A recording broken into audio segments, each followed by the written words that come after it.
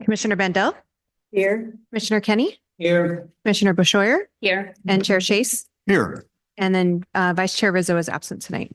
Thank you. Please join me in a salute to the flag.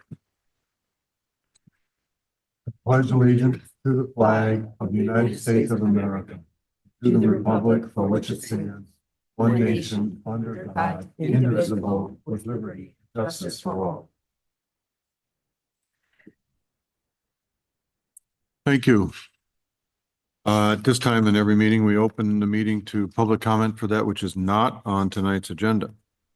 So if there's somebody in the room that would like to make a comment for something other than what we're going to review tonight, please step up to the microphone.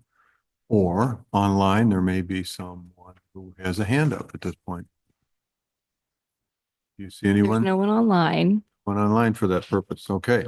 So seeing no public comment at this time, we'll close that and we will go directly to our business item.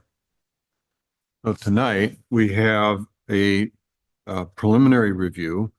This is a preliminary review of an application for a proposed 3-level single-family residence and detached ADU and a proposed 4-level single-family residence. These are over off of Meadowsweet and Casa Buena.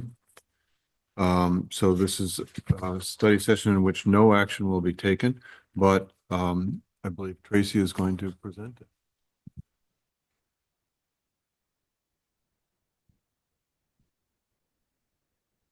Thank you, Chair Chase and Commissioners. This evening, as Peter said, we're holding a study session related to a proposed construction of new single-family home on what's referred to as Lot 2 and one on what's going to be referred to as Lot 3. They're both vacant. And the goal this evening is to provide the applicant with preliminary feedback on issues of planning and design prior to a formal hearing. No formal action is being taken by the Planning Commission this evening. Slide, please. First, I would just want to provide a little background on the creation of the 3 lots in the area. In March of 2008, the Planning Commission approved a tentative parcel map and adopted an initial study mitigated declaration to subdivide an existing vacant residential parcel and create 3 separate parcels known as lots 1, lot 2, and lot 3 for future single-family residential development. 2 of the 3 parcels, lots 2 and 3, are proposed to be developed and are what the commission is discussing this evening. Lot 1 is north of the project sites in purple on this screen. And the town has received an application to split Lot 1 under Senate Bill number 9 into 2 roughly equal lots. The application is ministerial under state law and is still in process. Lots 2 and 3 are located on Meadowsweet Drive, near the intersections of Meadowsweet and Casa Buena. Drive is shown in the vicinity map that's on this slide. The surrounding area is developed with single-family residential parcels. They're all zoned R1A, low-density residential, the same as the subject lots. The nearest neighbor is 1100 Meadowsweet Drive, which is sharing a property line with lot number 3. It's developed with a single-family residence. Lot 2 is just east of lot 3 and extends from Meadowsweet to Casa Buena Drive on the east property line. South of the project sites are additional single-family homes at 1121 and 1123 Meadowsweet Drive. And to the east of lot 2 and 3 is Casa Buena Drive and Highway 101 beyond that. The proposed project is consists of a new single-family residence on lot 2 and then a new single-family residence on lot 3. Lot 2 includes a detached 1,200 square foot accessory dwelling unit. Next slide, please. Lot 2 is 21,825 square feet in net area of land. Lot 3 is just over 20,000 square feet in net area of land. Net area of land means that you take the gross area of the lot and you subtract certain things. Subtracted is the area within the lot. That's the Meadowsweet roadway easement is not included in net area of land. Net area of land is used to calculate allowed lot coverage and allowed floor area.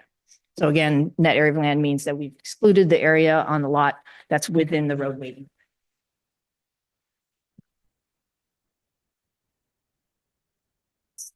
that better? Okay. The lots have many common features. They're both vacant. They both lack significant tree cover. There are some trees, but not heavily wooded. They're both sloped very heavily. They're both have an average slope of 37%, and they're both located in the wildland urban interface of the Woolly Fire Zone. Some general photos of the lot are shown on the screen, and then attachment 4, your staff report. The applicant proposes to create access to both lots from Meadow Sweet Drive. Lot 3 slopes down from Meadow Sweet Drive in a northern direction. Lot 2 slopes down in a northeast direction towards Casa Buena Drive. Both lots previously had many more mature trees that consisted primarily of Monterey pine, California bay, and some oak trees. In 2002, several of those trees blew over in storms. And after that, in June of 2023, the fire department and the code enforcement department mandated removal of many trees to mitigate wildfire fuel and safety hazards on both of the lots. The first project we're talking about is the residence on lot 2. The applicant proposes a new 3-story residence and detached ADU on this lot. It's shown on the screen and with the blue dashed outline. The residence is set back 24 feet 7 inches from the east property line along Casa Buena and 19 feet 6 inches from the west property line. The proposed front yard setback is 25 feet. The front setback is measured from the nearest edge of the Meadow Sweet roadway easement that overlaps the property. So this effectively, it pushes the home deeper into the lot. The proposed rear yard setback to the north property line is 111 feet and 1 inch.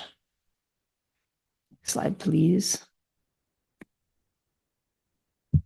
The parcel is zoned R1A, low density residential. And this slide is showing the required and proposed development standards for the lot 2 residence.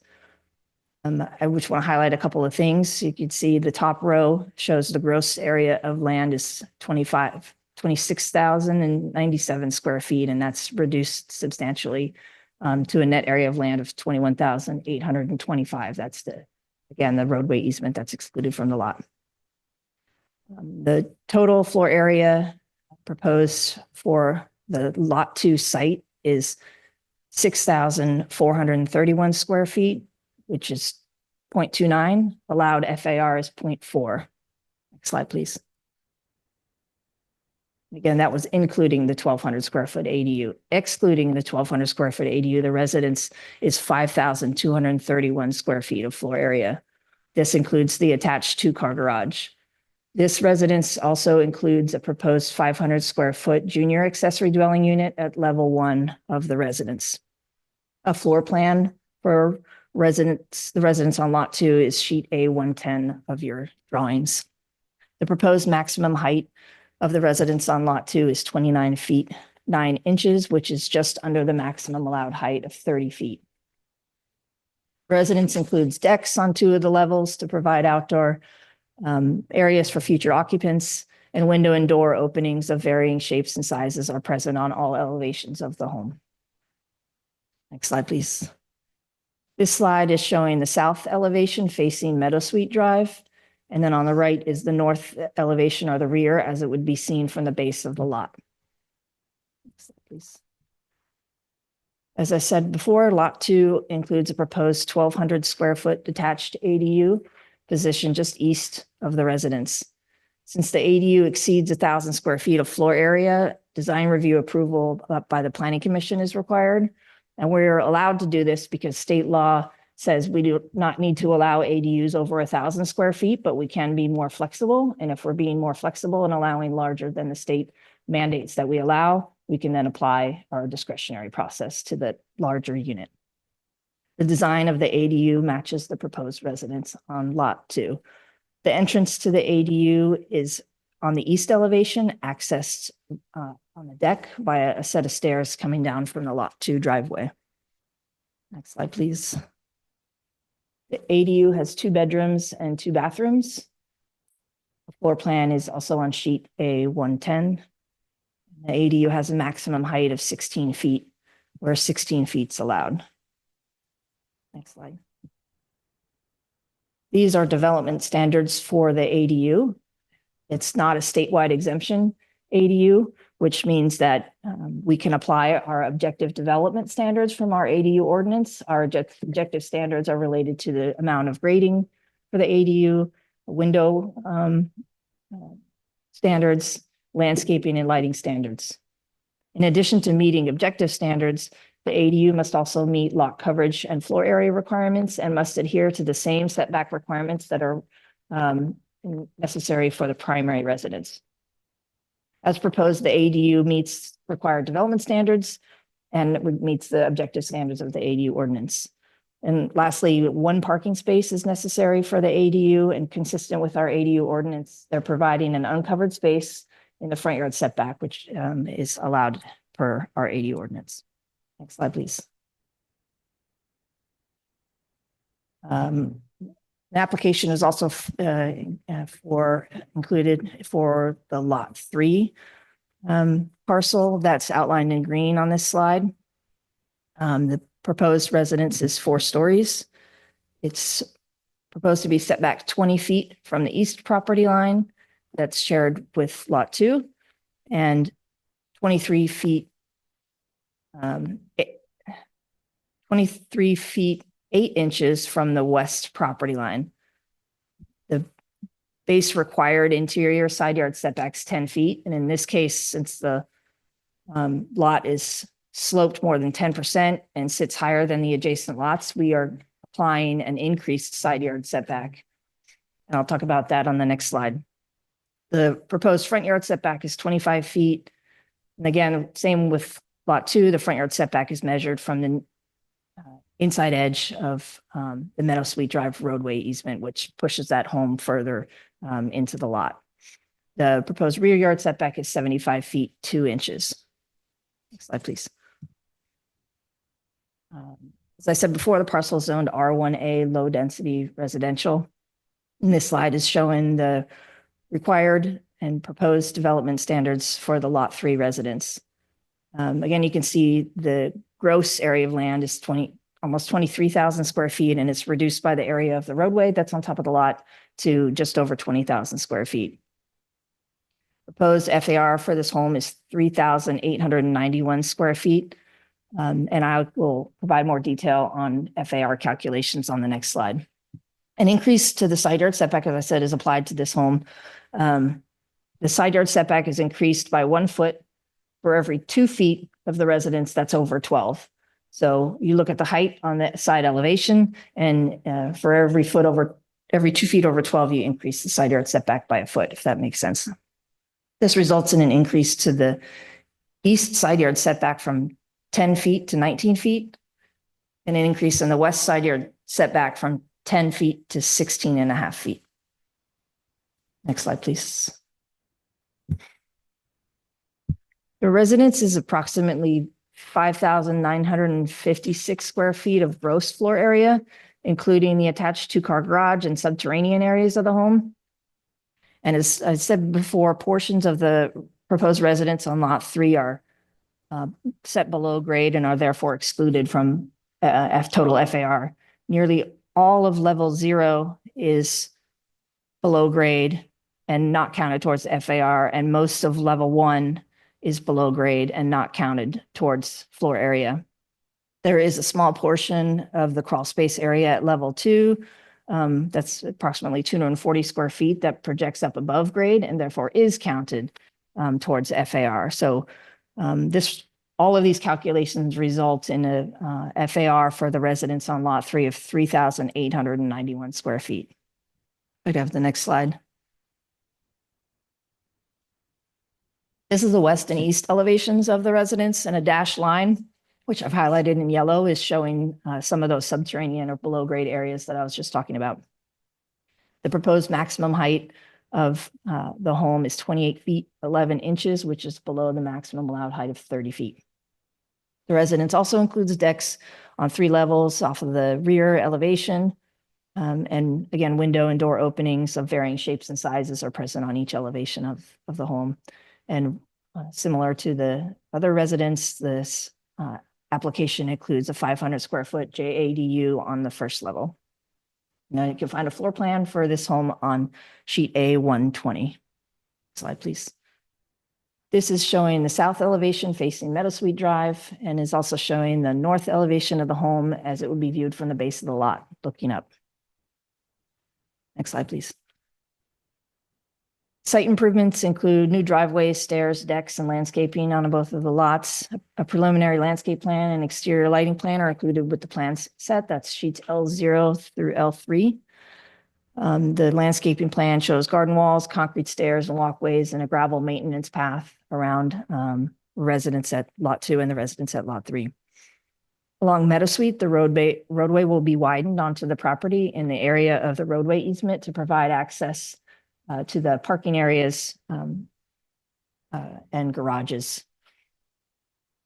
Post lighting and aisle wall lighting are proposed at walkways and stairs around the west side of each residence and at the driveway and stairs on the approach to the ADU. 21 trees are proposed to be added to the Lot 2 as part of the landscape plan. Landscape plan also includes shrubbery and perennials. And to date, the landscape architect has identified 5 trees for removal. There's 2 on Lot 2 and 3 on Lot 3. The landscape plan for the residents on Lot 3 shows a total of 12 trees proposed to be added and also includes shrubs and perennials. The landscape plans would be required to meet Central Marin Fire Department standards. The applicant will also need to submit a vegetation management plan to the Central Marin Fire Department at the time of building permit. The fire department has reviewed the preliminary landscape plan, and it's anticipated that as the landscape plans are further refined, that the applicant will need to work closely with Central Marin Fire to ensure fire safe landscaping, which would be fire safe designs and materials and well thought out and carefully selected plantings. Next slide, please. The proposed materials consist of a vertical seam metal roofing stucco siding combined with a lap hardy plank siding. The colors for the residents are also shown on the screen here on the right. They're different but complementary colors that are proposed for the exterior materials.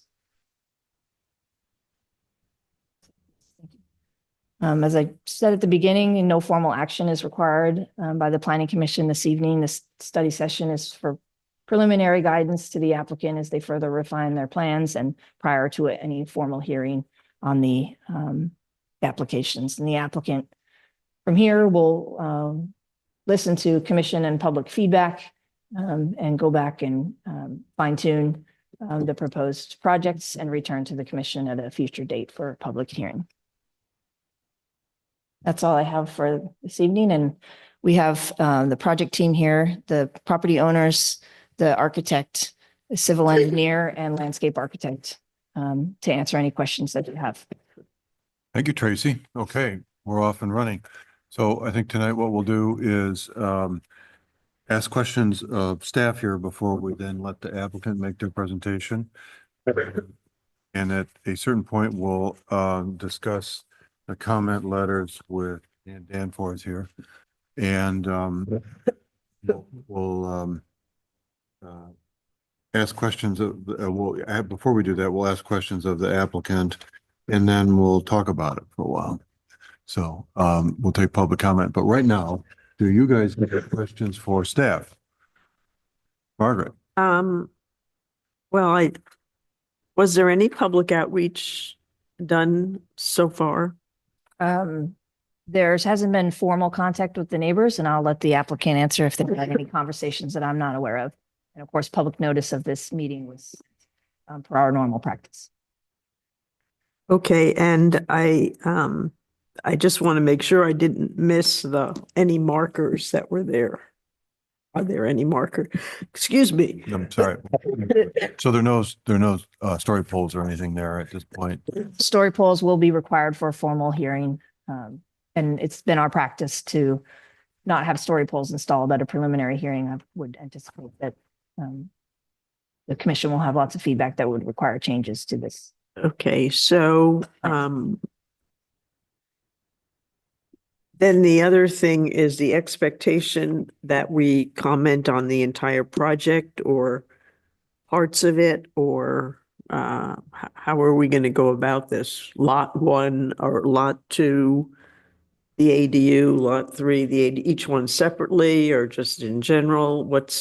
I think that's at the commission's discretion, but I think the preference would be to do one residence at a time since they're separate. And separate design reviews, really. So you could potentially have conditions that would apply to only one of the design review applications, right? So you start with lot two and your comments on the lot two residence, then the lot two comments on the lot two ADU, and then move to the lot three and comments on that residence. And my Anne's nodding her head. Okay, that's. Thank you, Tracy. Good answer. Okay. Over to you, Valerie. Do you have any questions for staff? Yes. Were there any environmental concerns when you were reviewing the project in regards to the grading that is proposed in the project? When The amount of, yes, I think that in speaking with the Public Works Director about it, that he didn't have engineering concerns with the amount of grading that's proposed. I think I put in the staff report that the most recent grading permit that required town council approval as to do these grading permits was for 106 Walnut, was just over 2,000 cubic yards of grading. So of course, this applicant would need to meet and satisfy all the requirements of a grading permit and a building permit before the council could approve the grading permit. One of the things that the Public Works Director stated that they would require for this project is an observation or supervision from a geotechnical engineer during the grading activities. And there's other parameters about the timing of grading activities relative to the rainy season. The civil engineers are here with us today. Can answer some specific questions about grading. okay, thank you. And since it is in the WUI area, were there any concerns about the building in the area that potentially has wildfire risks? No, the Central Marin Fire did add some conditions of approval to the project related to the safety of the site in terms of the vegetation management plan that they have to submit. It addresses existing conditions and future maintenance of their proposed site conditions, the use of fire breaks and fire safe landscaping. And they have also added conditions of approval related to residential fire sprinklers. But those are all typical of any project in the WUI area. Right. Okay, thank you. No questions. Thank you, Valerie. Daniel. Microphone, please, there.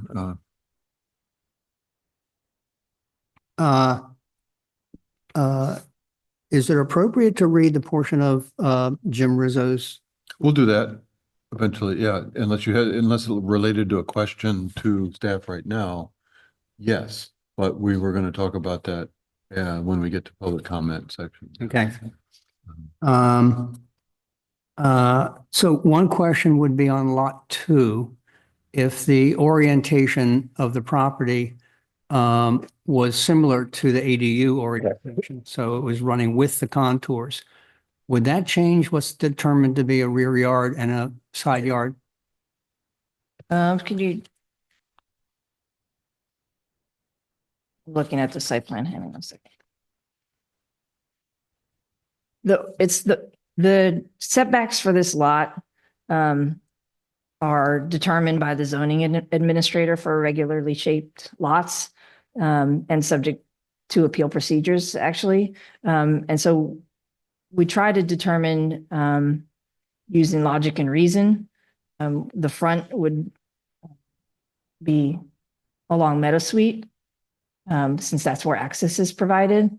And then I don't think the orientation necessarily of the ADU would change what the setbacks are or that have been decided for the lot. I don't know if I'm answering your question though. Plan up, please.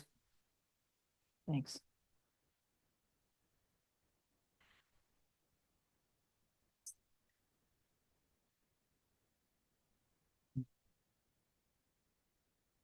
If the slide's fine. Good one. Yeah.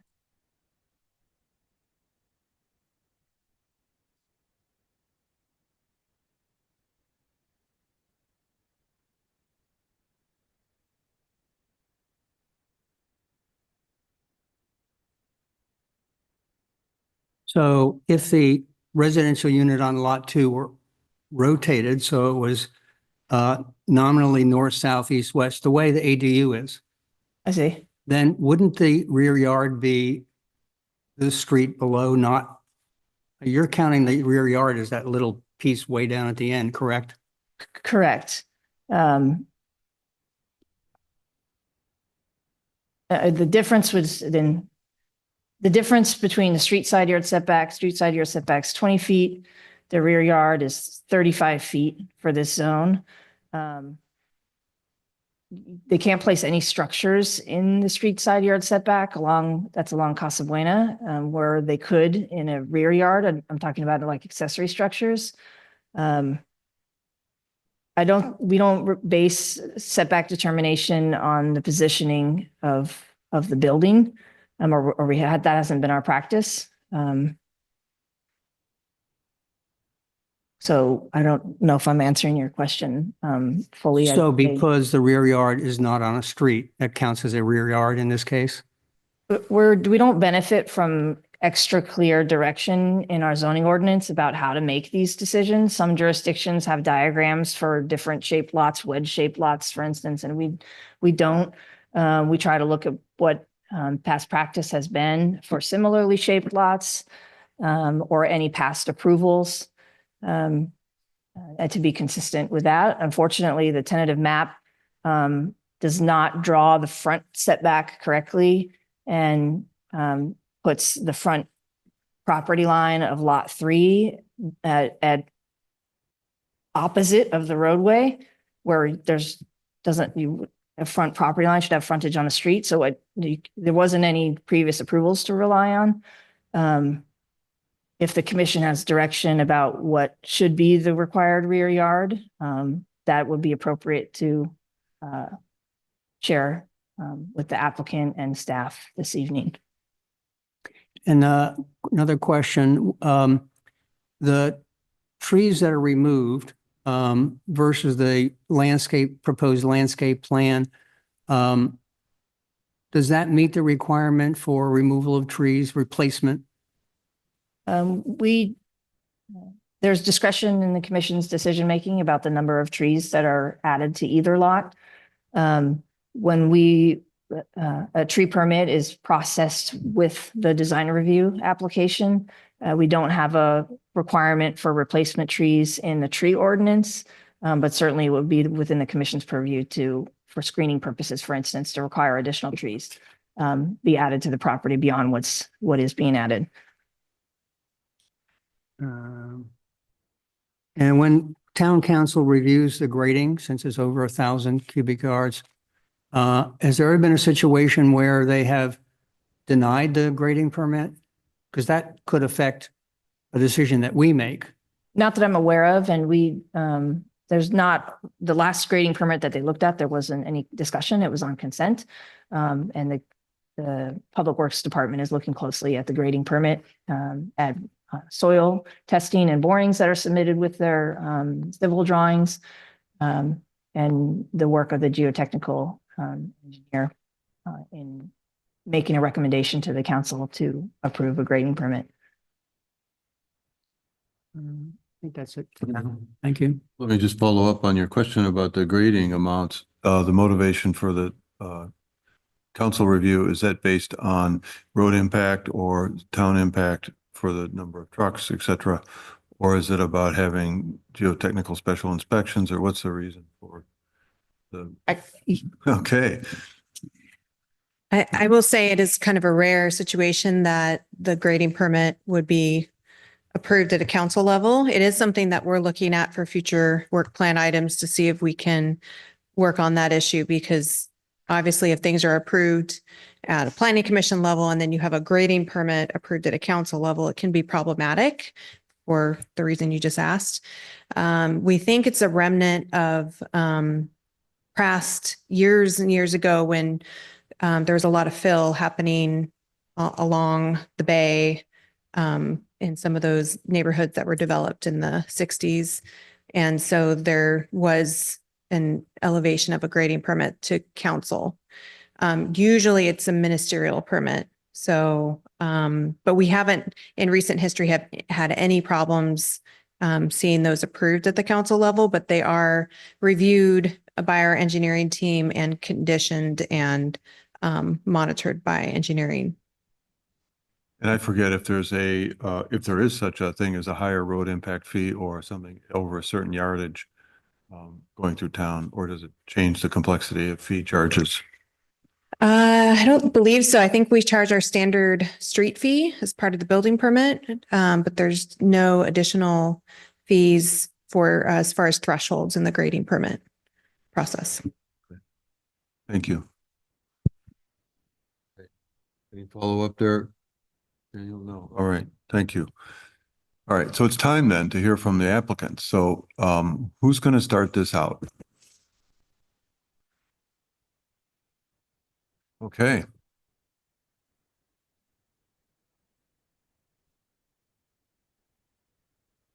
Thank you for taking the time with us this evening. We really appreciate it. And appreciate staff's thorough review of the project. Grading. We tried to, there is a soils engineer on the project, and our goal was to, minimize the amount of offhaul that would have to happen.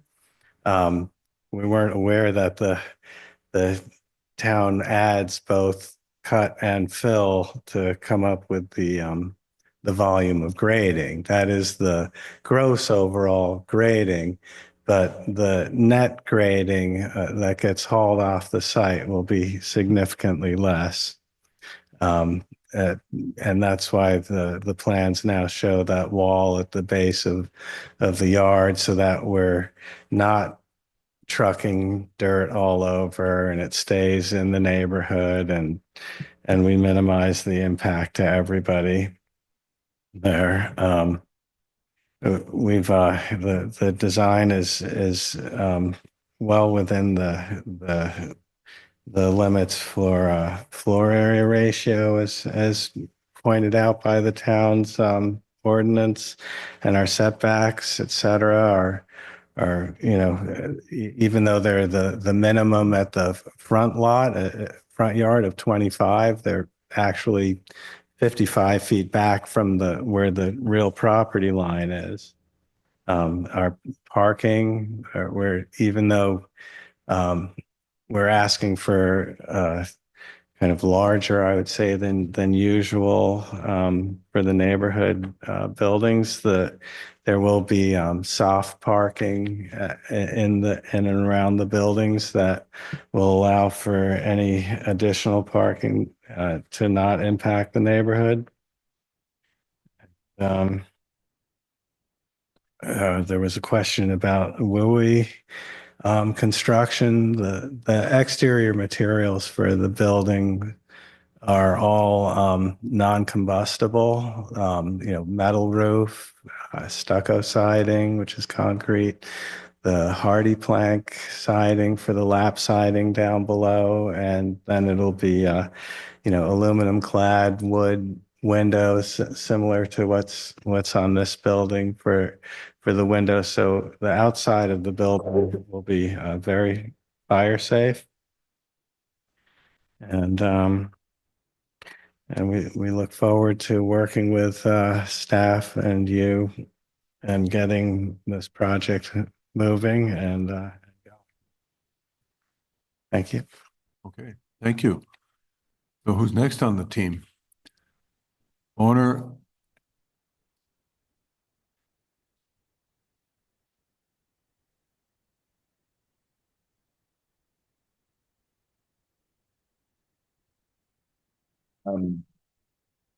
And I know that one of the concerns or one of the comments was about grading.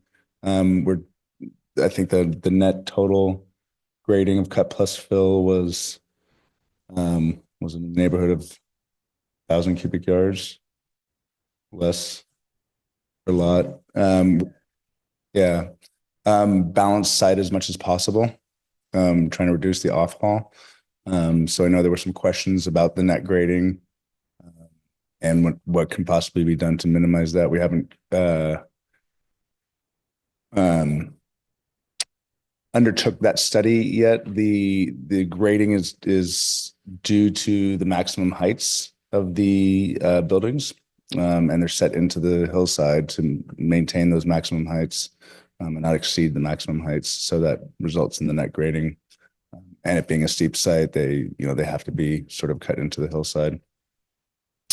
From a civil point of view, that was really my understanding was that was the biggest concern. So unless there are any other questions, that's really all I had to say proactively. Okay. So I think you've said what you want to say. And next, there's a gentleman here. You are. Okay.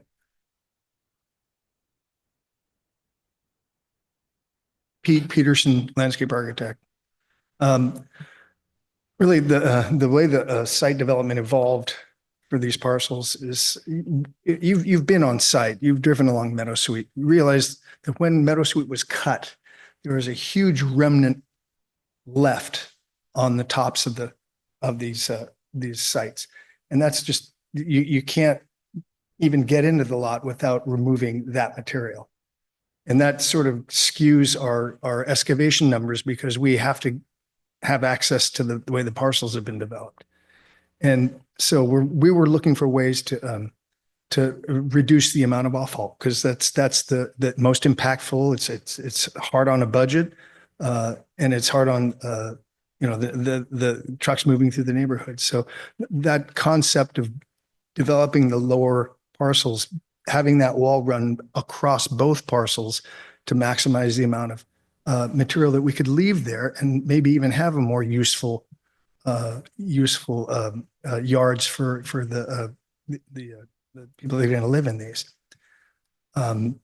As far as the planting, we are really kind of driven by what the fire department is going to allow in terms of canopies. The way canopies are counted now, it's a mature tree.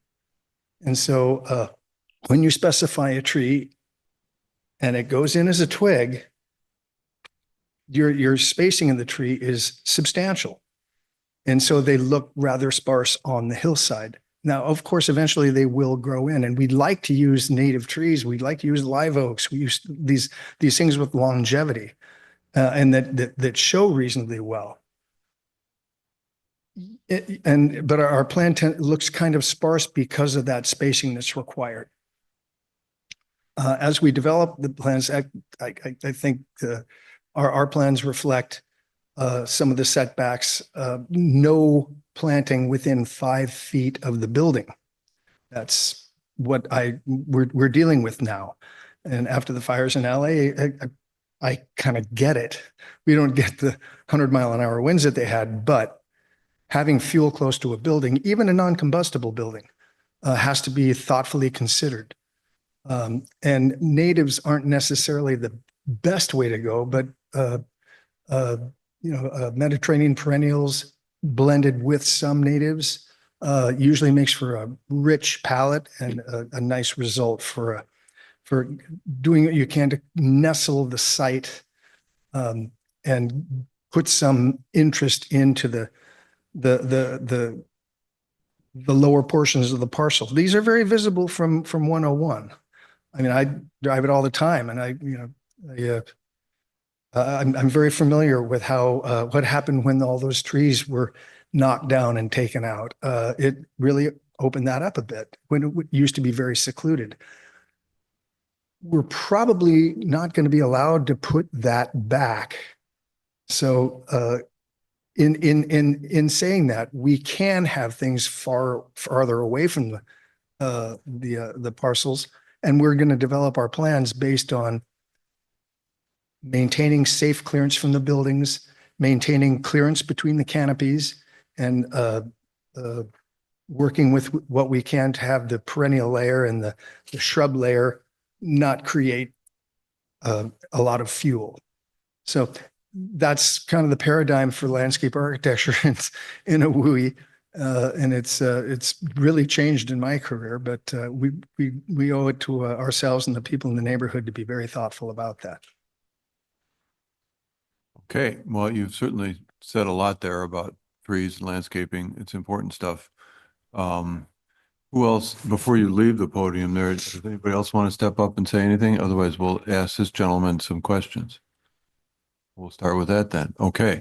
Do you guys have any questions for the landscape architect that you want to ask right now? Okay. Okay. That's something else, right? Okay, landscape. Sure. We'll talk uh, about that if you like. Is it landscape, lighting in the landscape or lighting on the house?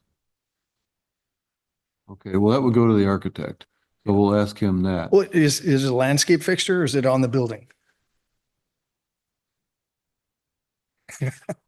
Well, while he's looking, so that there's still a few Monterey pines hanging out there. Are those supposed to come down? Is that what you? We have, we can take those down if we want. They're not protected trees. Yeah. And I'm kind of gunning for them because they're Roman candles. Yeah. It's my intent to have the Monterey pines taken out. Okay. Yeah. Just a question on that. They are, like you say, and a lot of those trees that came down were. Yeah. Yeah. Fell or were bad or torches, right? Not a whole lot of good. Right. Okay. And Daniel, did you find your fixture? I did.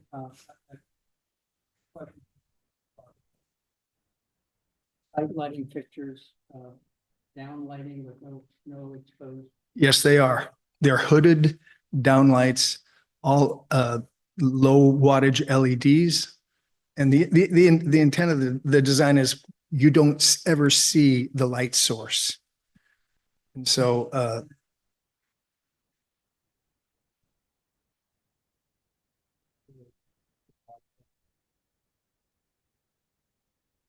Okay, so Mr. Architect, step up and see if you can address the question here.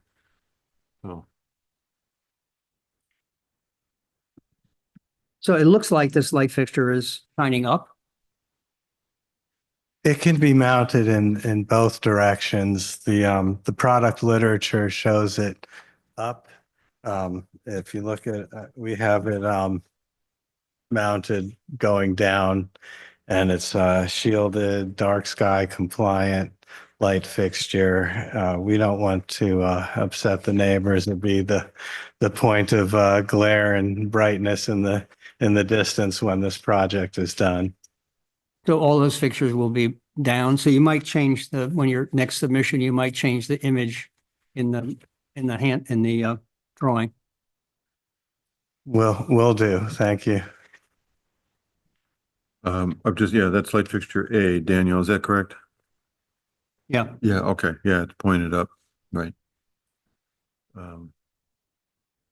Okay. Any other questions while the architect is up there for him? Go ahead. No, go ahead. Okay. I have a question about the rationale on maximizing the size of the ADU. What was the reason to make it 1,200 square feet instead of the state ordinance to 1,000? It just makes for a nicer, more livable ADU, a couple hundred more square feet. When you're talking about the difference between 1,000 square feet and 1,200 square feet makes a big difference in the quality of the life of the people that will inhabit the space. And so that's what's driving the size of the ADU. And have you looked at the views impacts for the neighbors due to the fact that in some of the areas you do see all 4 stories at once? how does that impact the areas around? Yes, the neighbors across the street, the terrain is very steep, so it goes up and then Meadow Sweet, and then the neighbors across the street are significantly higher. And our buildings will only be about a story and a half above the height of Meadow Sweet.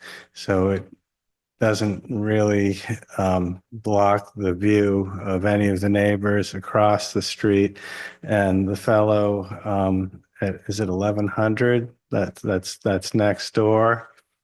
There's a big berm and plants and all of that. Like, he has no view in that direction at this point now. So there's, minimal, if any, impact to views. And when the berm that runs along the lower side of the street gets graded to allow access on and off the street, it will open up the views for pedestrians as they're walking along the street. You won't be walking with this big, what looks like a dirt snowbank next to you. You'll be able, as you pass between the houses, you'll be able to see out over the bay and such. So it should improve the quality of life of people kind of walking around the neighborhood. And when you position the buildings, specifically single-family residences, and I'm sure it will be asked again later on, have you looked at the natural contouring? Because it seems that the buildings currently don't follow the natural contour of the land. And perhaps if there was, perhaps you guys done already investigations on how that can be done so that it's more naturally integrated within the landscape, and therefore you don't necessarily see all 4 stories high, but like from all of the views, you only see 2, and then it's more deepening inside of the land From to eliminate the mass of the building. from the back side of the lot is the only place the multiple stories will be visible, and the buildings do step up the hill there. And then lot 3 is very into the hillside, as shown in the presentation. And lot 2 is pushed into the hillside more so on one side than the other because of the nature and shape of the grade. But we've tried to work with the land contours that are there and to minimize the impact on the neighborhood by keeping the top story as small as possible. And that's all that gets seen from the street. And unless you're actively trying, I think, to see these other elevations, the landscaping and your kind of natural way you look will not, they won't appear to be looming or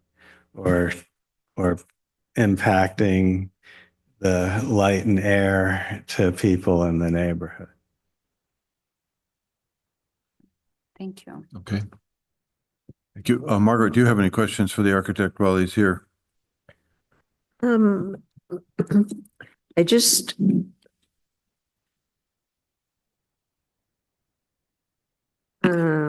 No, Okay. I have questions about it, but Okay. I don't really want to ask them. Daniel, I see you studying away over there. Do you have something else you want to ask this gentleman?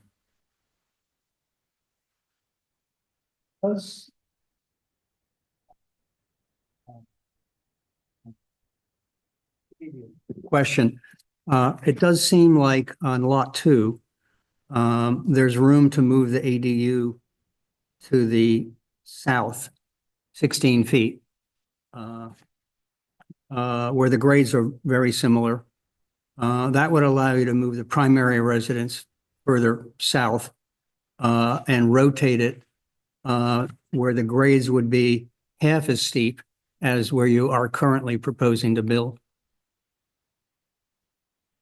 So I'm not sure why you chose to build on the most difficult part of that lot when there was an option. And in fact, if the ADU footprint were slightly modified so it wasn't so long, it would even give you more latitude to work with the grades.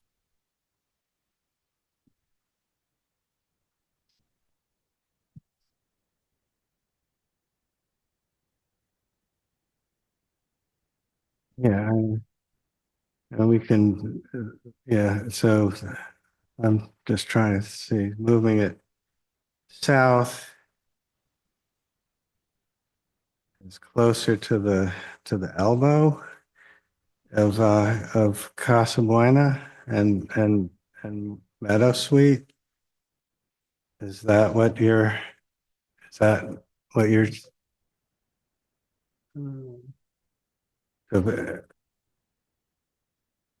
Is that, I just want to make sure I'm Well, right now, interpreting The what, drawing shows the side yard setback at 36 feet, 6 inches. And it could be 20 feet on the southern elevation. okay, so you're saying move the ADU closer to where, towards Where the two roads. towards the elbow.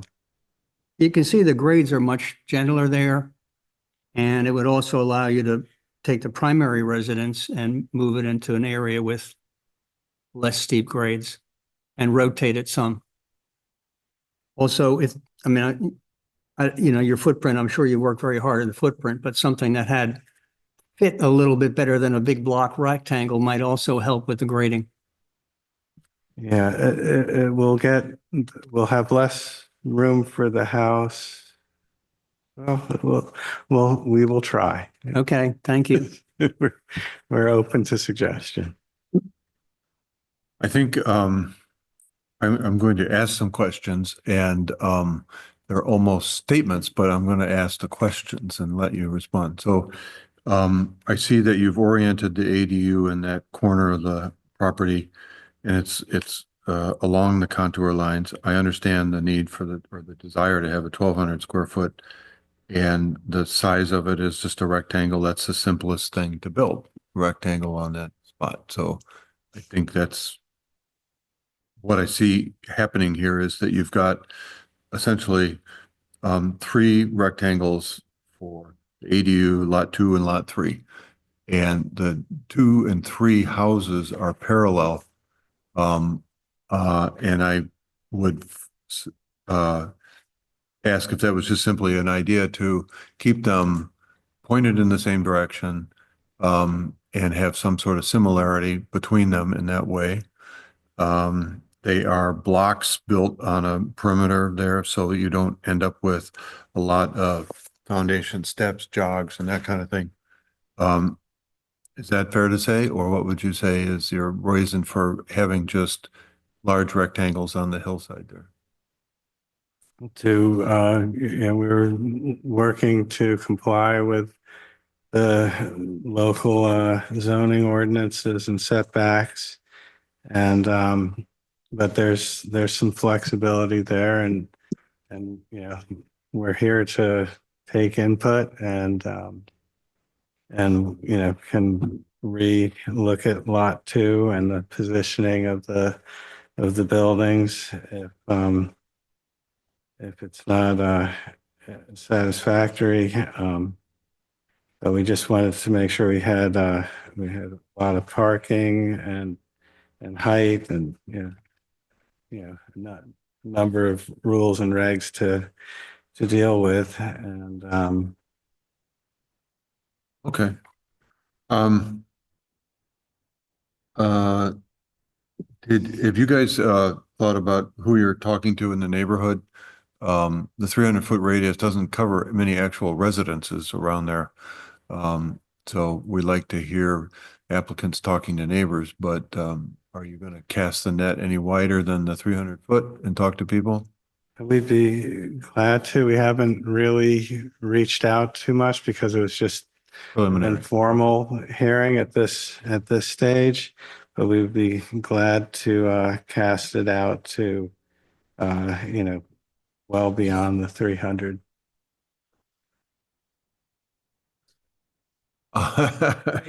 Well, it's really about just making sure that you do reach out, number one. Number two, that you do contact people that are impacted.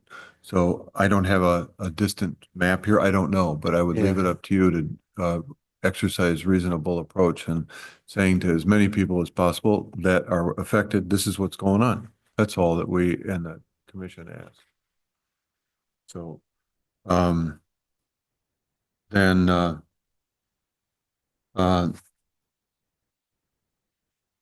JADU in the unit, and this is almost a question for staff, by calling it JADU, does that allow for the kitchen to be down on the lower level versus just having another kitchen on the lower level? ADU doesn't even require a full kitchen. It requires cooking surface. Right. Food prep surface. So at this stage, it could go either way. But there's nothing in the design parameters that would prevent them from putting another cooking facility down there if they wanted to in the lower part of the house. I'll defer to Tracy on that. There's nothing in our ADU ordinance that says they can't have the JADU down there. That you can have a junior accessory dwelling unit, a maximum of 500 square feet. If you elect to have more than an efficiency kitchen, you can have more. If you elect to have it share a bathroom with the primary residence, you can do that, or it can have its own bathroom. So these are regulations really that our state legislature creates to make it more flexible for homeowners to decide what the components of a JADU may be. We used to be more specific about what the kitchen had to be, and now it's really left for interpretation by a homeowner to propose Right. Okay. some sort of cooking facility. Thank you. All right. Just wondering about that and why it would be put in, but I get it. No, all right. Do we have any other questions we want to ask these applicants before we start to make comment and maybe engage them some more? No. Valerie? No. Okay. Are these being built to sell individually afterwards, or are they being built as rentals? Or They're is being, there a plan?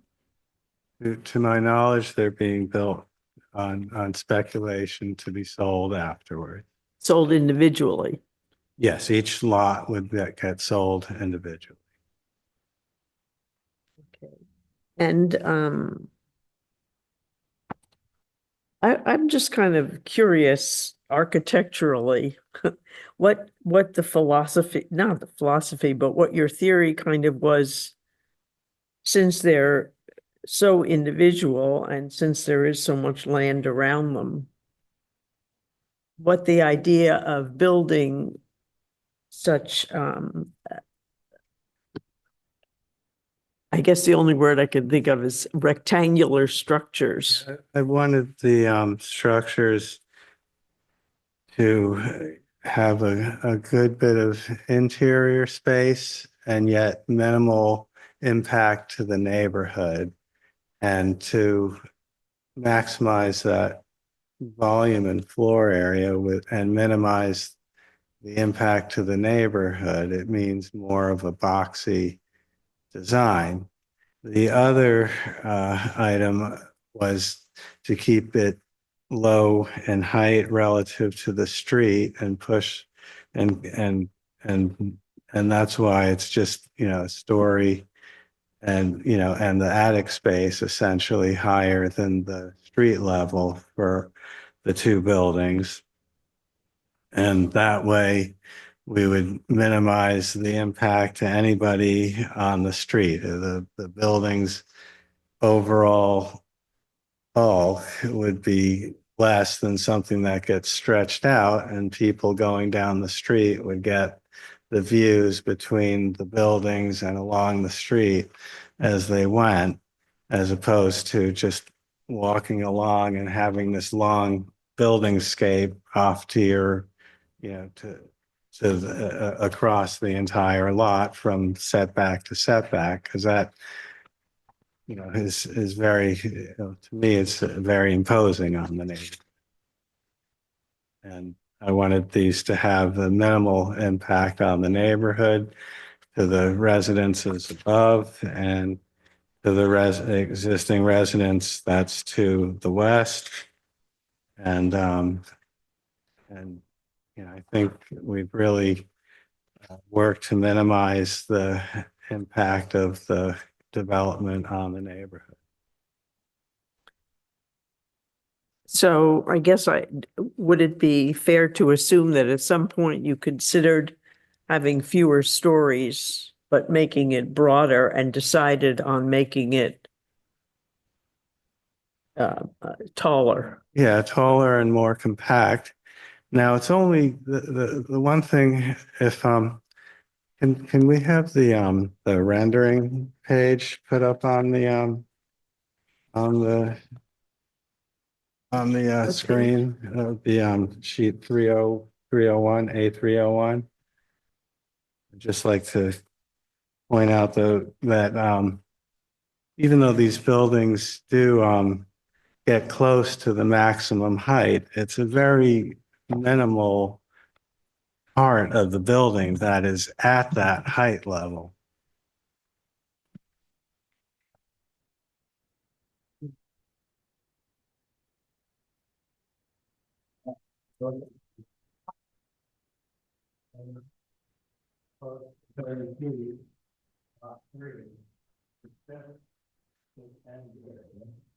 And I want to,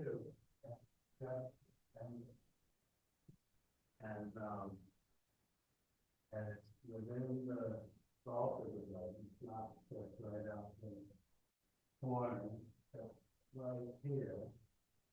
And so even though buildings do get close to the maximum height, it's a small part of the building.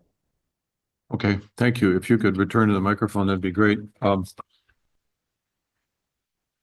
Did that make sense to you, Margaret? Okay.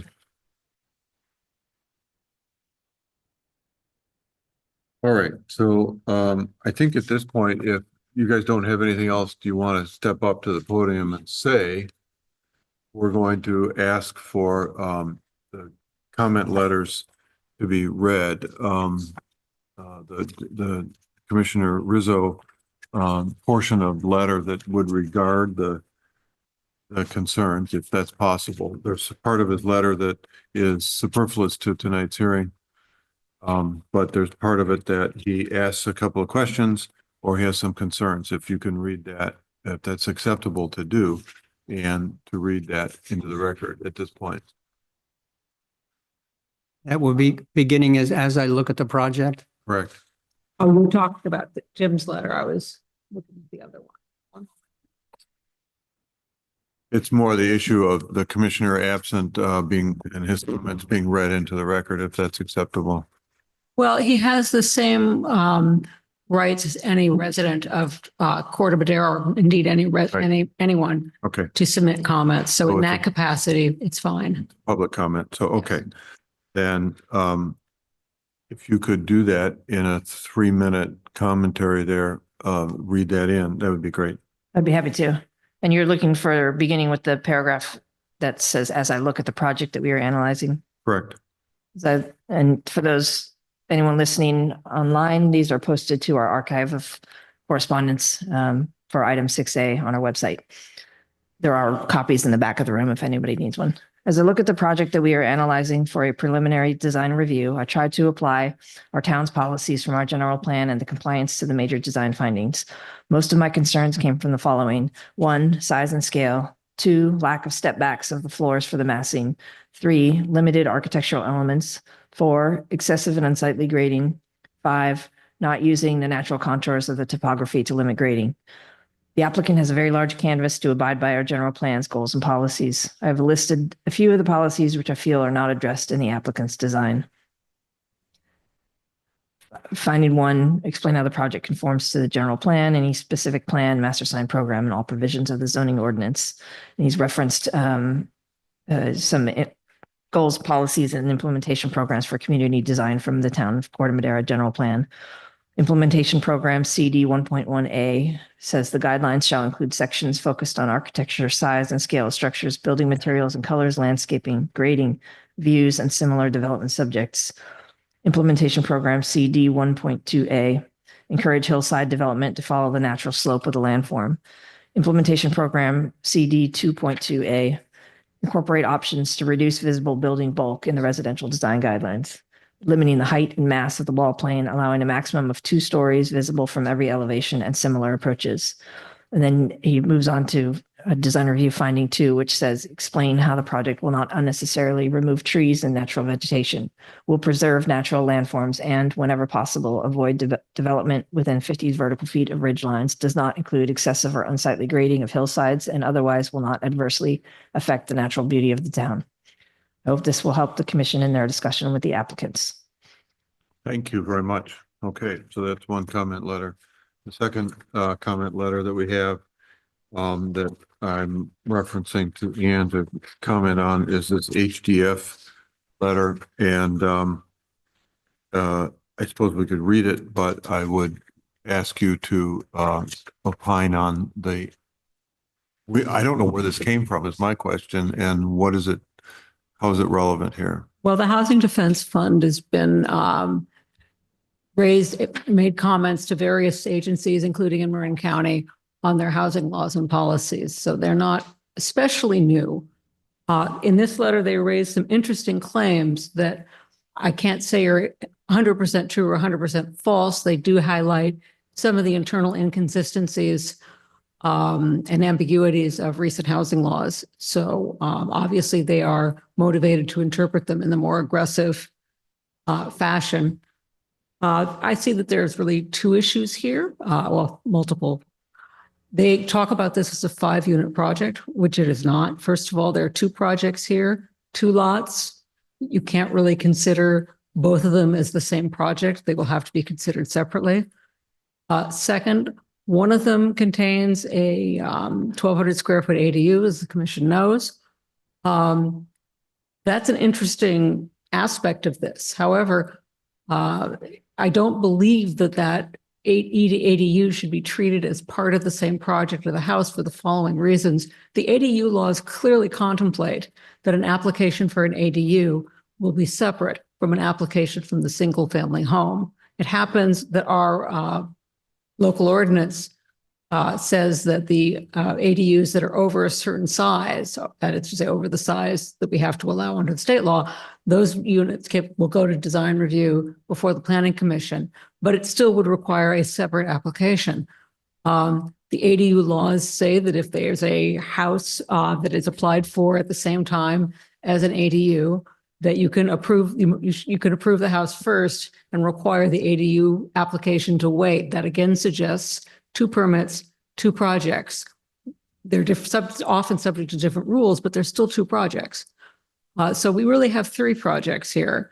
If the ADU stays at 1,200 square feet, then it will come back before the planning commission. However, if the applicant decides to reduce it to 1,000 feet, it would be handled at staff level. Second, the idea that because there's 2 lots involved, that they should be treated as one project because they have the same owner, that's really not consistent with the intent of the Housing Accountability Act. According to the only case that's considered the issue, that's the Brzezinski case that was decided here in Marin County. The purpose of the Housing Affordability Act is to encourage the development of more units rather than less.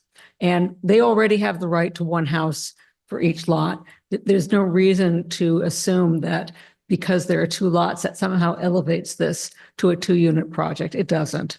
So I think this warrants further study in terms of what it tells us about the internal problems of these laws, but I don't think they need to prevent the Planning Commission from considering these applications. Very good. Thank you for that clarity. I do have a question. Yes. Relative to lot 3, where there are junior ADUs incorporated with the house, how is that? And they're less than 1,000 square feet, if it is less than, whether it is or isn't less than 1,000 square feet, how can we comment on that as part of that project? Well, the answer is that you really shouldn't. Right now, you're just looking at the house. The ADUs, as with the JADUs, as with the ADUs, you postpone consideration of those aspects of the house until you've approved the house itself. So right now it would be premature to consider the JADUs. In all likelihood, if they meet the definition of JADUs, they're not very big. Sorry, say that again, please. I'm sorry. In all likelihood, if they meet the definition of JADUs, these units are not very big. There's a strict limit on how big they can be. So I don't think it would meaningfully affect the house. However, in either event, the JADUs would not be subject to Planning Commission review. Just the house as it's currently proposed, yes. How can you separate them when they're all built together? Really, you're looking at the externals of the house, and we're talking right now about an internal arrangement. Yes, the JADUs may involve a new entrance to the house, but I would say, particularly for purposes of a study session, the appearance of the house will not change, or the location of the house will not change because of the presence or absence of the JADUs. Well, could we comment on whether the JADU could be in a different part of the house? You really, again, that should be a separate application. I would just approve tonight the project the house as it's proposed, and deal with the JADUs, or the town would deal with the JADUs later. That's provided for in the JADU statute. So I'm still confused because it's not coming forward to us now in this discussion session as a separate project. No, you can just say, move this room over there as you're looking at the house. I'd leave it to. That makes sense to you. Smarter legal minds than mine. I just clarifying question, because I'm confused, similar to Dan here as well. If when we're commenting on rotation of the house automatically, obviously that's leads to a comment towards the JADU because it's attached. Is that a boundary that we shouldn't be stepping towards, or right? Like how does that work? Well, again, this is part of the ambiguity and internal inconsistency of these statutes. They say consider the primary residence before you consider the JADU, but on the other hand, the primary residence would look different if it didn't have the JADUs. So I think you have to try to look at, in order to reconcile this internal inconsistency, I think you have to try to look at the house as a house that's entitled to have whatever our design review guidelines allow in terms of square footage, plus the JADU square footage. But you're not approving or designing or approving or denying the JADUs. You're simply accommodating the square footage that's allocated to them. And you can say, put that square footage over here, or please put that square footage over there, but you're not actually approving the JADUs. I'm sorry if it's confusing. It just is confusing. Okay, well, we're not here judicially tonight anyway. We're here advisory. So it is simply to say what we want to say about either and let it go at that for now. When it comes back, staff will make sure that it's segregated into the right compartments. And then we'll have to consider those the way they direct us and how they separate it. So we're not there yet. So, okay, well, we've got that clear about the letters and the comments. Is there anybody on line that has a hand raised for commenting? If we open this up for public comment? No hands raised online. Is there anyone in the room that wants to make a public comment? Sir, please. Step up to the microphone. Yes.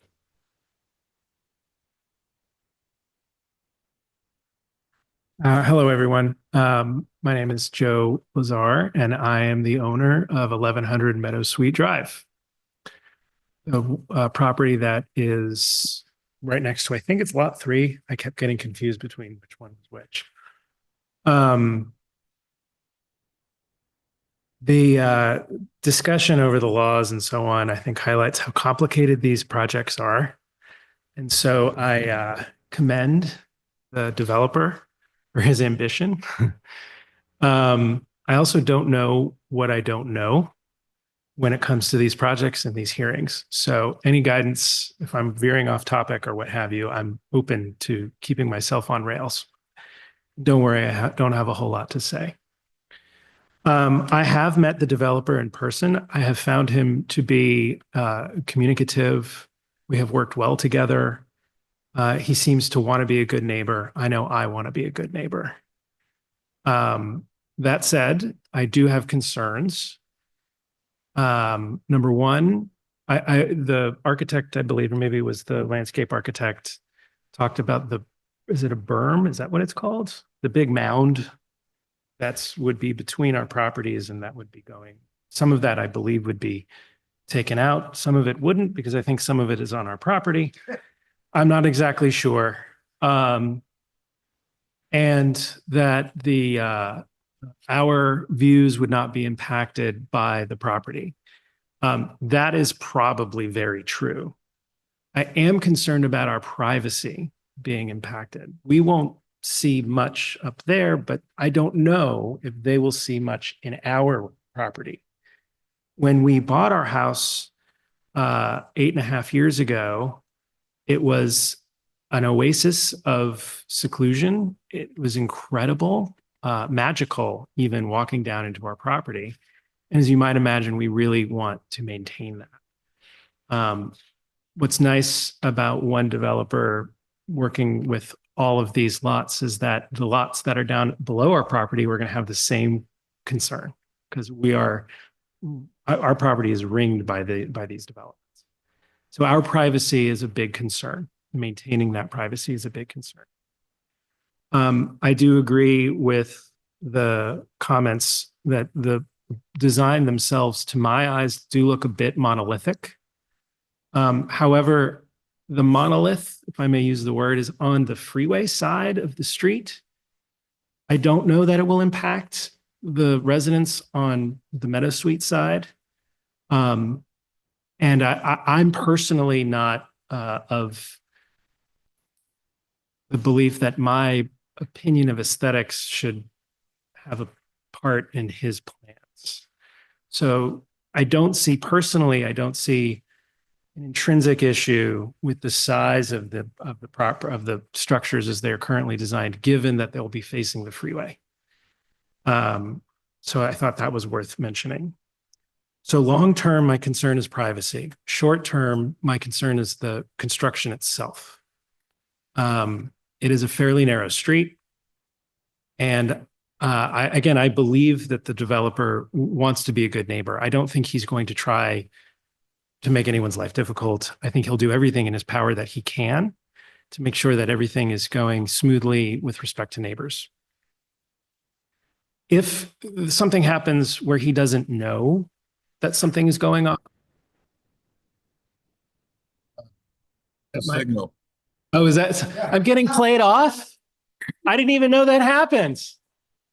Okay. Like I said, this is my first time. Again, I don't know what our recourse is, and I would like to know what that is. That's not something that you guys necessarily need to answer here. That's it for me. I might be useful because I can answer questions about what it's like there. I'm there every day. But I wanted to privacy and construction, noise, disruption, etc. Thank you. I think that your concern and your proximity are duly well noted, and hopefully the developer hears all that, takes it to heart. It is the biggest problem, and neighbor relations. So they will have story poles. They should let you into their development process and show you the plans and walk it through with you and show you what you see, all that kind of stuff. Hopefully they'll do that. That's what town would like, and we would like to have happen, so that there is a dialogue and you understand it. You may not like it or object to it, and then you can speak to that, but at least you're involved, and we hope that that's what happens. Yeah. Okay, great. So Good to know that you at 1100, because I looked over the hill and I thought, I wonder who that is. Well, there you are. So it's great.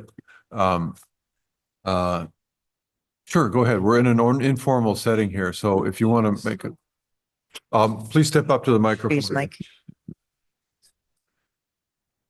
ADU question. As I understand, ADUs have setback exemptions.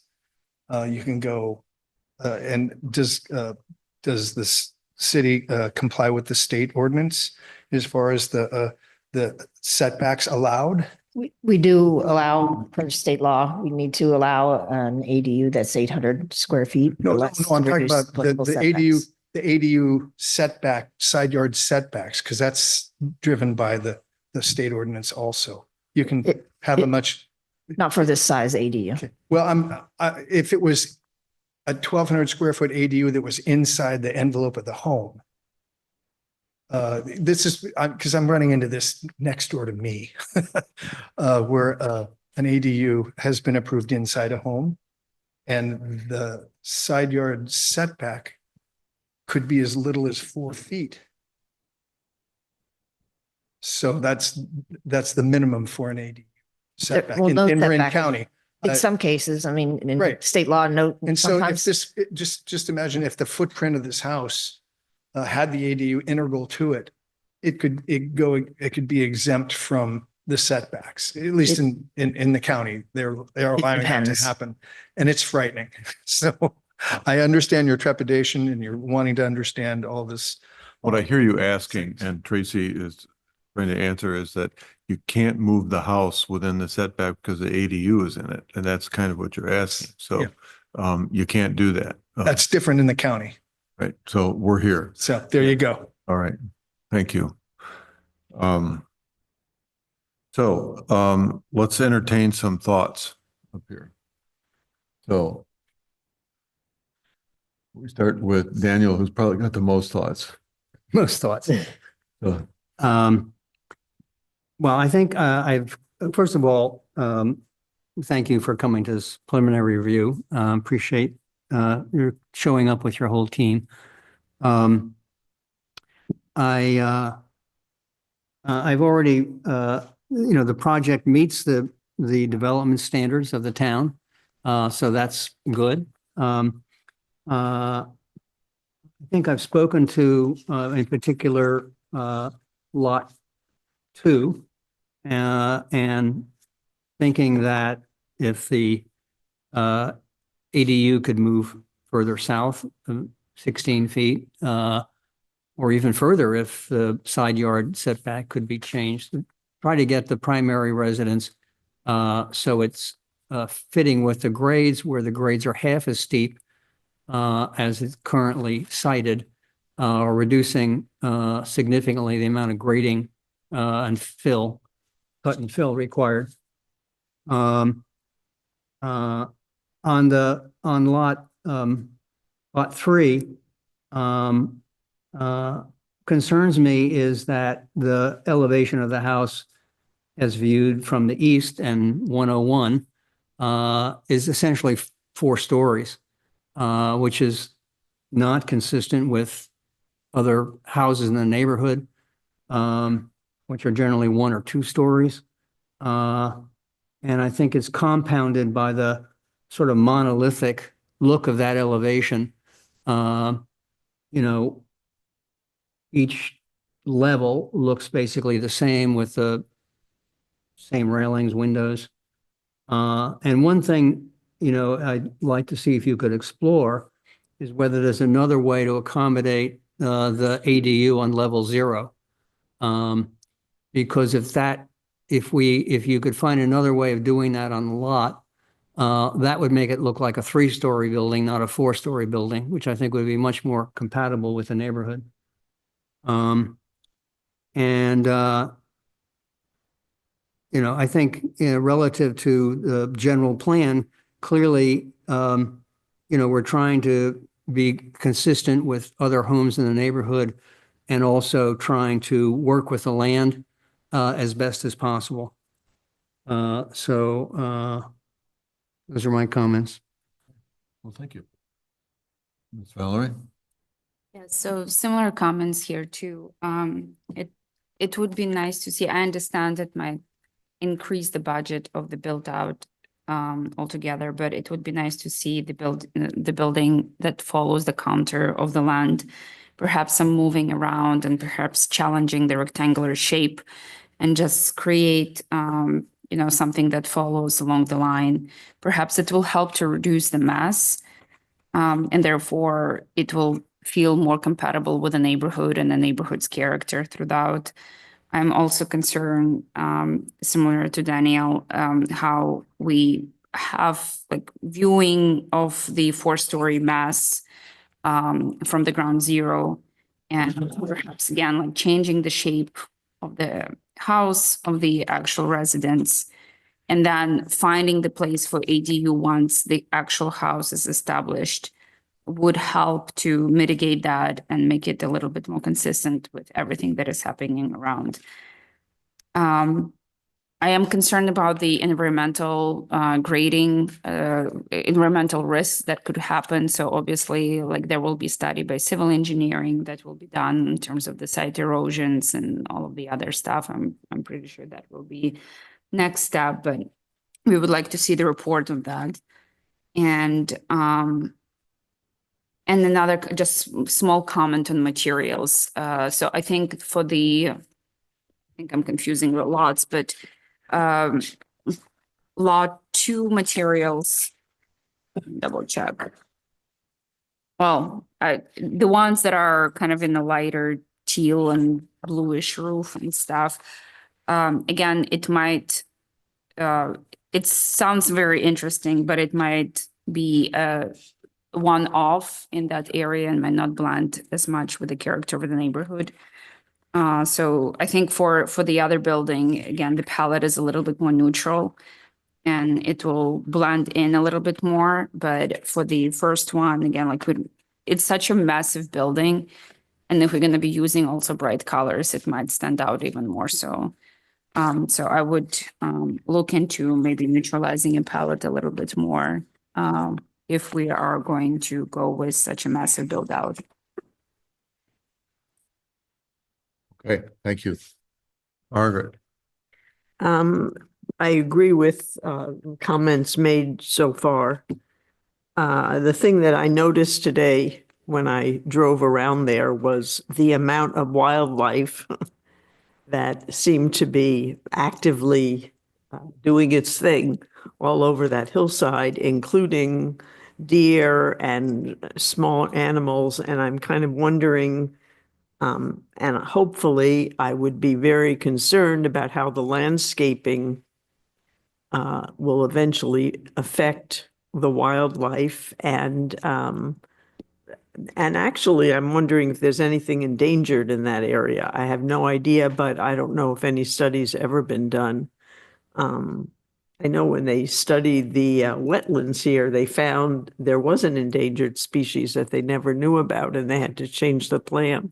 So with so much going on there, I'm kind of wondering about that. But I'm assuming that the fire department will also have a lot to say about what gets put in there, and I would trust their comments to be very helpful. One of the goals in the design portions of our not laws, but requests is that a building sort of follow the contour of the space, and there are rolling hills there. That's what that whole area is, sort of rolling up and down. And to me, this design, and I understand what went into it, sort of fights with that idea of the rolling, easy, sort of lower keyed landscape. This is a very, very big building, and I think that some further thought ought to be given to making it lower and sort of more in tune with the other houses in the neighborhood, and also that rolling kind of broader picture landscape rather than the tall up and down kind of focus that this building seems to have. Those are my concerns. Thank you, Margaret. I realize you guys have gone a long ways with this and brought everybody in and created a pretty comprehensive plan, engineering, landscape, architecture. You put together a package of what you want to build and you believe in it. It's not often that it gets this well comprehensively put together at this point. So applaud you for putting it all together. It's a lot of work to do that and expense. I think that what I see is echoing these other commissioners. It's a set of boxes parallel to each other stacked on the hillside. There's not a lot of diversion there of interest, visual interest, or following the grade of the hill. What I react to is seeing it looked like a mining dorm house in the mountains. You know, they were boxes on the hillside. And that's what I just can't help but react when I see it. That's my frame of reference in some ways. It doesn't slope down the hill or spread out on the hill as much as we'd like to see it, or might conform more to the neighborhood or give it some diversity of shape and create some visual interest. The sides are straight. The roofs do have some interest, but those boxy sides are really a detriment to adding something to Corte Madera. It's too straight and narrow. I understand sort of orienting them exactly the same direction. You point them that way. And in the end, we'll have to consider them as separate applications. But if these two created a little more interest on the property, individual properties by shifting them slightly, I think that would benefit the neighborhood appearance. The couple of comments about these that they both reach the 30-foot height limit virtually. So at some point you max that out at 5,000 and some square feet per residence. Given the current market rate, it's a $20 million project out there. $2,000 a square foot that you'll get for it. You'll sell it for that. That's what you can get. It's a lot of money here. You look at me askance, but that's what the current rates are in Corte Madera for new residences are going for $2,000 a square foot. So there's a lot of money involved here, and we would ask you to invest it wisely into more of a legacy project to create a more interesting architectural statement. I appreciate the comments about color. I think that's true. Create some more cohesiveness and in the land. If you think of a place like Sea Ranch, which is completely the opposite of it, but the colors are in coordination with the landscape, and the houses tend to roll down the hills a little better. Not that we're there, but that's an example that comes to mind for having some interest, shapes that conform to the hillside. It would help us out a lot.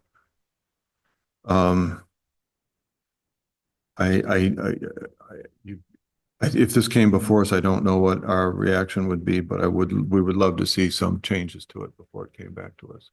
I think there's no doubt that we're all in that same boat with this. Do you have any questions for us or any other thoughts? No. All right.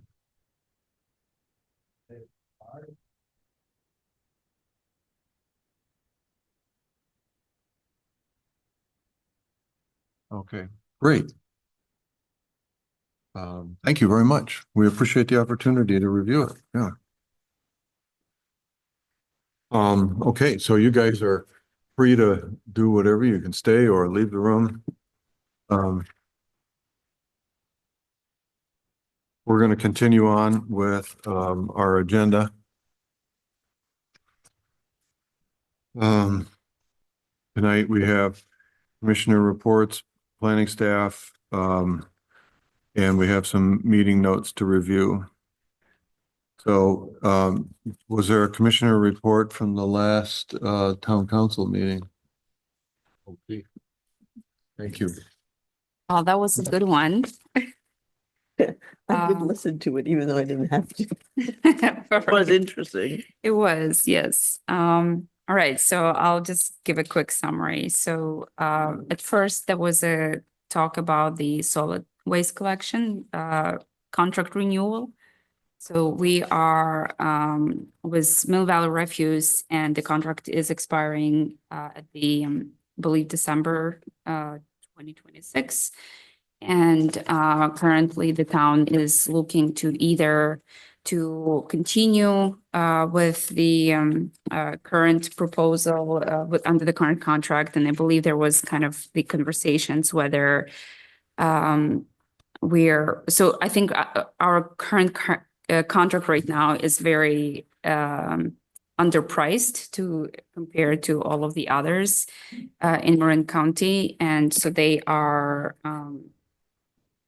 the town is hoping to continue under the same terms. But if not, then who else would do the same thing? So there were talks about how we would how the town would renegotiate the contract or put the request for proposal for the vendors who would be picking up our trash. There are a couple of the things that were brought up. Corte Madera maintains a good waste diversion rate, which is at 66%. From the private residents, participation is at 79%, which I thought is very great, great to hear. And then for the commercial and apartment buildings, it's 51%. I think Mill Valley Refuse are doing the dual stream recycling, and the way it works, that's why we have the different bins on different days. And a lot of comments were around it that it's very confusing to the residents because they forget which can they need to take out at this time of the pickup. So there were conversations about how to mitigate that and how to make it a little bit easier, perhaps like an education to the public that needs to be happening. So a lot of all council members expressed their satisfaction with the Mill Valley Refuse, and they are recommending to begin the renegotiations for the new contract with them. They also, as a partner, came in to the town council meeting, which they were not invited to, but they, as a partner, they decided that it's important for them to show up. So that was great to see. They also emphasized that if residents need to pick something up from their household, and something that is not typically on the pickup day or anything, residents can actually contact them, and they have an ability to arrange the pickups, which I personally didn't know about. So this is it was a great learning experience for me. All right, and then it was a very interesting topic. So it was then moved into the short-term rentals.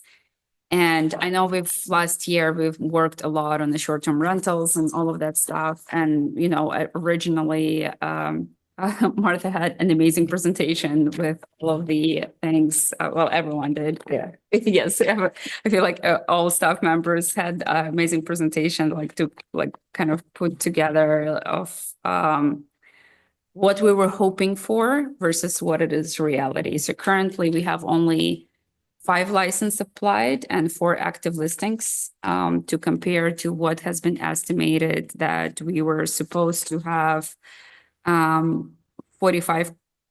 Well, actually last year, I think it was even more than 45. It was about 50 something listings that were obviously before the short-term ordinance came around. And currently we have 45 currently listed. 20% out of those 45 inquired about the license, and only 5 people actually applied to the license. So there is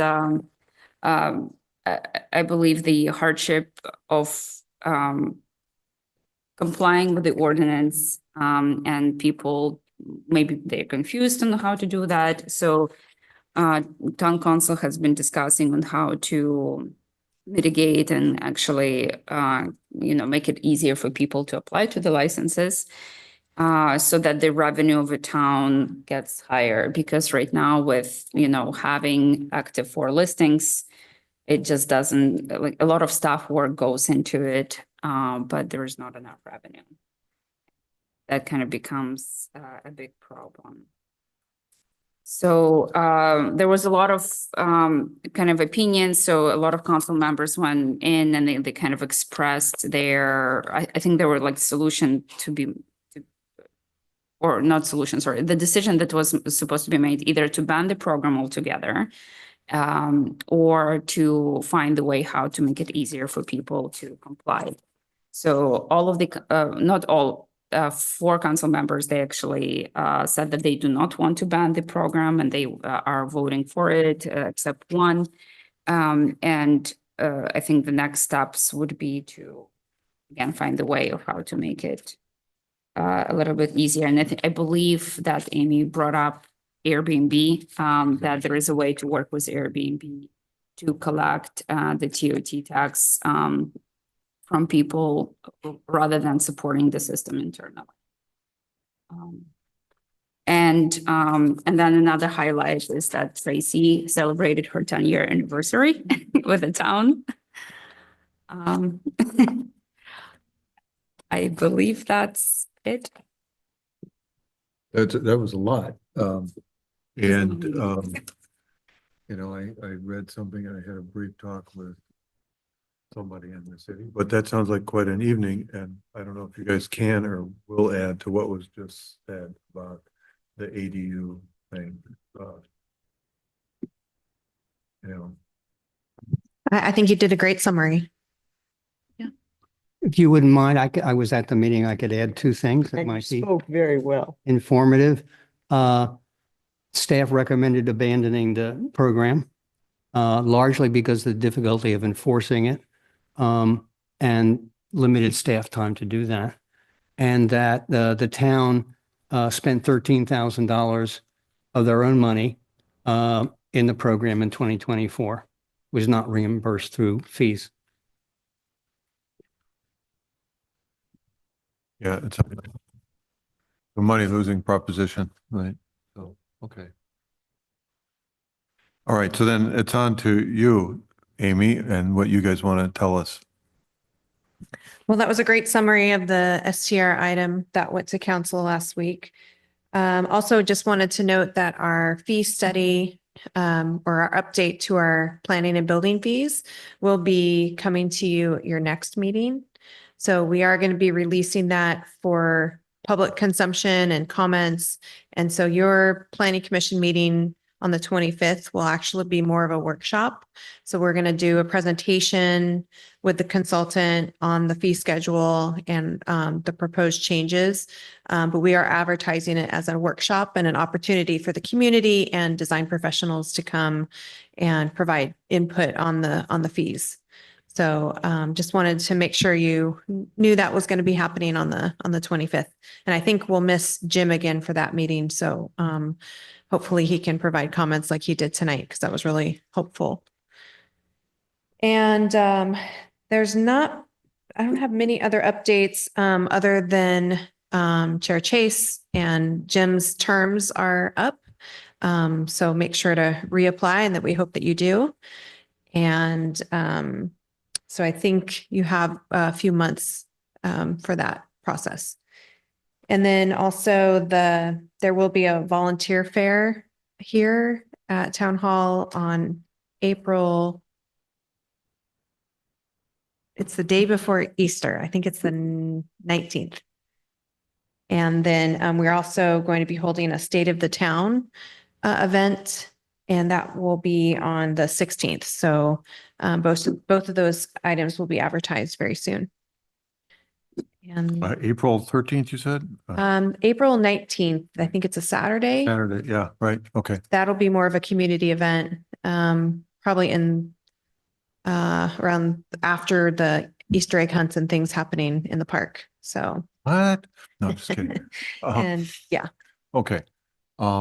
I was going to make an appeal to the other commissioners directly, but since we're all here, and I don't know if anybody's online, but the idea is that if you guys felt like contributing a paragraph to this about why it's important to you to be a commissioner, what it does for the town. I spoke to Adam about this some time ago and asked him that we start this process so we have a volunteer fair. And I know you guys have thoughts about that. So what's been important to you? Why would you recommend it to people? And those kind of statements would be put into the appeal for a volunteer fair. Right. And it's kind of generic, but it's also specific to the commission. So Bob Bundy is going to contribute something, and some other commissioners are on the other commissions will as well. So I think it's just important to raise the level of awareness of what happens and why it's good for the town and why it's good for us individually to do it. So you can send that in to myself or to Adam or anybody and just make sure that we get it so that it can be incorporated into whatever the town puts together for that event. That's a great idea. So that's my off the record appeal. So On the record. okay.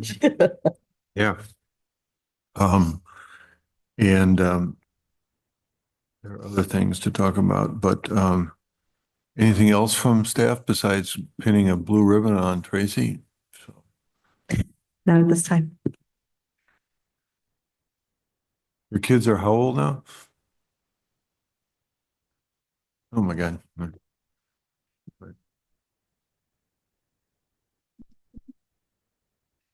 Okay, so then let's move on to talk about notes. I have one comment that the meeting I was not at says I'd asked for a salute to the flag, so that was impossible. Sarah Chase led in the Pledge of Allegiance. I couldn't have. That would be my only note. Does anybody else have any comments on the note?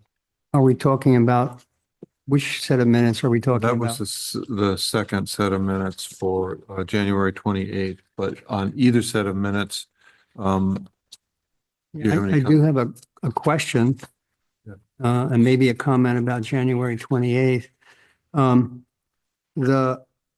The minutes record a lot of comments from the public who appeared here, but when it comes to comments by the commission, staff responded to further questions from the commissioners, and the commissioners provided feedback on the project to the applicant. So I guess my question is that so brief because we actually don't want to record our comments?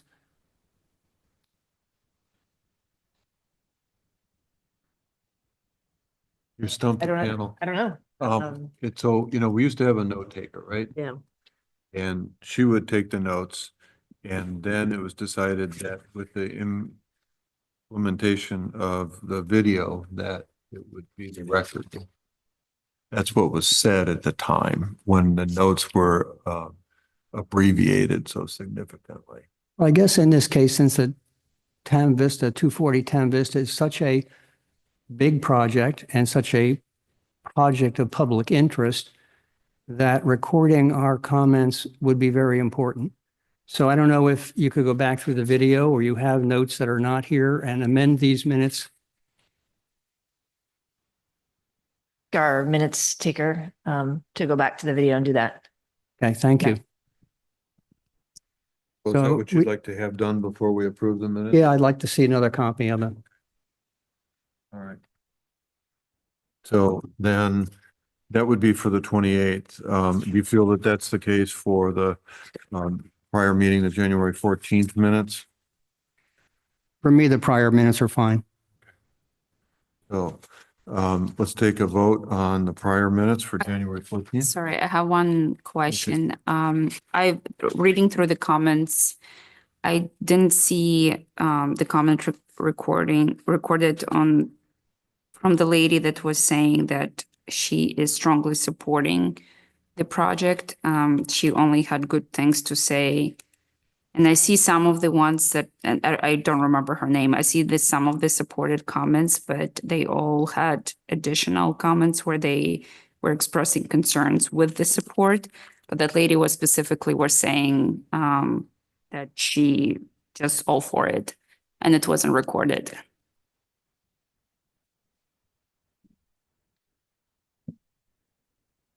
Those are great catches. So we'll look into that and make sure the minutes are reflective of that.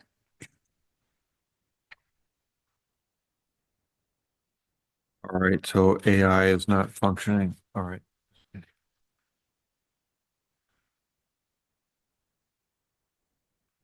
All right, so we're gonna delay voting on the minutes until after they come back to us? Is that what I'm hearing here? So, I think we're okay with the first set of okay, minutes. so let's say, do we have a motion to approve the January 14th minutes? So move. Okay, vote. Aye. Aye. Aye. Right, so the 14th are approved.